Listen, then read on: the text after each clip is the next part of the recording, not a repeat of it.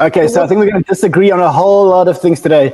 But I think the one thing that we're all going to agree on today is that the worst place to be right now is the US dollar. Am I right about that, Mooch? The worst place? No. And listen, I don't think it's the worst place because it's the tallest of the relative fiat currencies, but it is a bad place because of what they're doing to the dollar. Ultimately, they're corrupting the dollar. You know, Peter wrote best-selling books about this. The way we're monetizing our debt and the way we're printing money, 469 billion US dollars printed this year in the first 5 months. It erodes the ability for the middle and lower middle income people to catch up with the wealthy, and it's creating all of this political angst, but not the worst place. There are a few worse places. Yeah, like Bitcoin. You know, like as an example, well, you see, here's the thing. I am convinced after now studying Peter, and Peter, you know, he was very forceful and very persuasive yesterday on his gold pitch on the Intelligence Squared debate, but I'm convinced that Peter owns Bitcoin. I'm absolutely convinced of it because I wish I owned it. I don't. The way he talks about it, I think he's accumulating it and he's trying to push the price down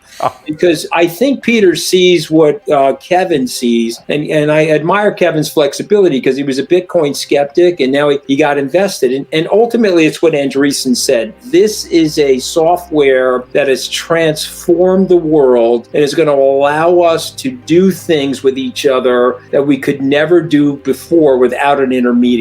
And when you stop and you think about that shorter distance, there's no longer a triangle, Rob. There's a distance just between me and the person that I want to transact with as a direct result of the blockchain, Bitcoin, and some of these other ecosystems that are developing. It's going to massively change the world. Yeah, but that's all a bunch of hype so far. Nothing has been transformed. All you have is people collecting digital tokens and gambling with them. That's it. I mean, it hasn't changed anybody's life other than some people are richer because people bought it. Of these wallets, you're leaving out all of the infrastructure and architecture that's being put in place to create this massive superhighway. I'm going to let Raoul talk. All that is malinvestment, though. That's all going to. He knows how early.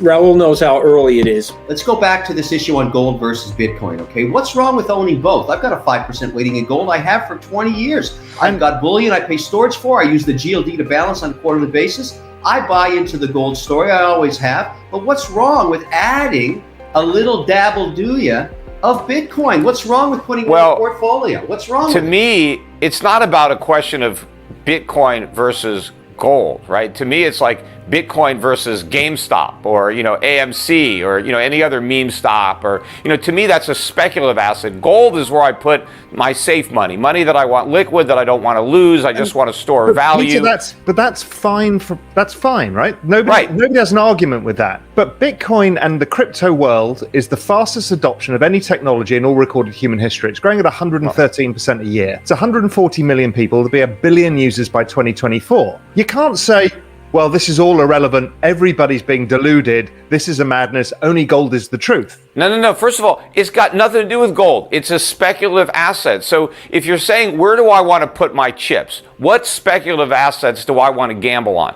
Personally, I think there's a lot more upside potential relative to the downside risk in other speculative opportunities that I am taking advantage of. I don't believe in Bitcoin. I never have. I don't think it's going to work. And so I can't buy it and put it away because I don't have any faith in it. But there are other speculative assets that I would rather own. But as far as something that's conservative, a store value, Bitcoin doesn't even qualify as that. It's all hype. What would you see having a similar risk reward to Bitcoin? So Bitcoin on average, you're going to see a 60% downside and a 213% upside a year, right? That's the risk. You don't know that. Bitcoin has been around for about a dozen years, right? That is not a long enough time horizon to say that you know anything concrete. And the entire time Bitcoin's been around, we've been in a gigantic bubble. The same, right? Huh? Facebook's been around the same. So's Google. No, but Facebook is a company that has revenues and customers. It's got nothing to do with Bitcoin. Bitcoin's just a token. But my point is, Bitcoin's entire life history has been during this gigantic bubble. 0% interest rates, quantitative easing. It hasn't been in a cycle, all kinds of crazy stuff are going up. People are just buying all kinds of nonsense. It's all momentum. It's all hype. You can't draw any conclusions about what Bitcoin is going to do in the future by looking in the rearview mirror for the last dozen years. It's going to have to be around a lot longer than that. And in my opinion, it won't be around a lot longer. Is the network of Bitcoin itself worthless? I don't know what the network is worth, right? I don't think the coins have any value, or the Bitcoin. I don't know. I don't think Bitcoin itself is worth anywhere near what people are willing to pay for it. And I think history is going to bear me out. I don't know what that network is worth and what else it might be able to be used for, Peter, other than gambling with Bitcoin. You invest in a company. You just made a point of a company with revenue and customers, all right? When you invest in any company, you are speculating as well that the management of that company can deliver on the perpetual earnings that you think they can do and, in fact, grow the business. There's many times, let's take Kmart, for example, where executional risk in the end made it worthless. They weren't any good at doing it. When you make a speculative investment, whether you buy a Picasso or a Warhol or whatever it is, you're speculating that others will look at that. For example, I bought a Warhol. I've got the 11th Mick Jagger. I'm speculating that will be worth more 10 years from now, because people will think that that's rare.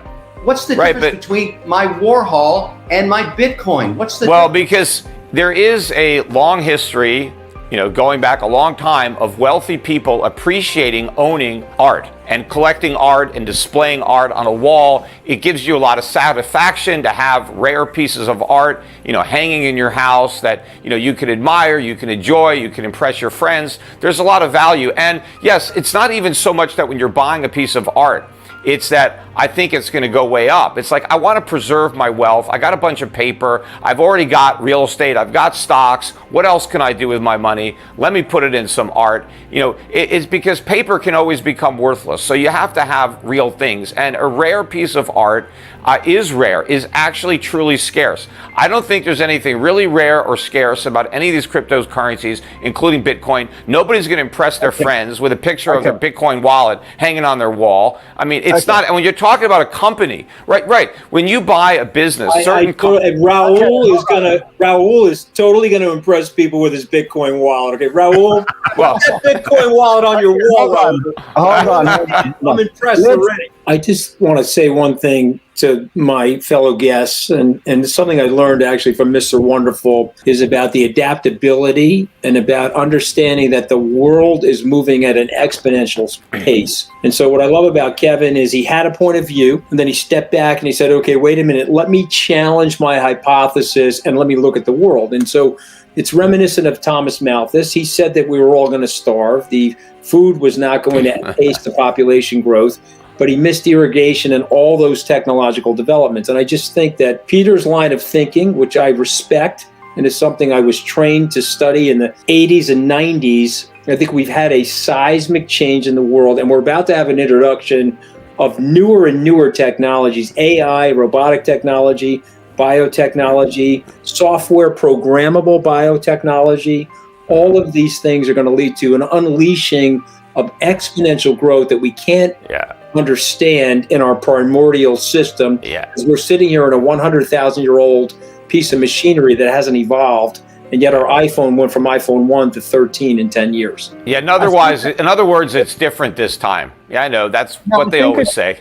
I think it's the same this time. I think it goes to the tweet that I think, Raoul, you made this tweet earlier saying, I still see people calling crypto a bubble, and thus it's unsustainable. I mean, you looked at the charts, but then you compared it with the tech stock overvaluation, and I guess it speaks the same. It speaks volumes. Well, I agree. I think everything that's speculative is overvalued. All those tech stocks are overvalued too. I just think that Bitcoin is even more overvalued because those tech stocks have some value. I just think the prices are too high. I don't think Bitcoin has any value. So any price is too high. Let's stay with that thought for a second, and let me propose something to you, Peter, and the rest of the group to debate, because I live this every day. I service institutions and sovereign funds, pension plans, in the indexing business that I'm a part of. And well, here's what they tell me, and you can debate this till the cows come home, but I've come to believe it, which is really what's turned me around on my crypto portfolio. I own a lot more than Bitcoin today. They want to play in crypto, and the only thing that's keeping them out, whether it be Bitcoin or stable coins or tokens or whatever it is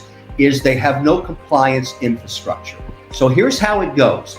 They go to their committees and say, look, I want to put on a 3 to 5% weighting in a set of different crypto assets. Are you guys okay?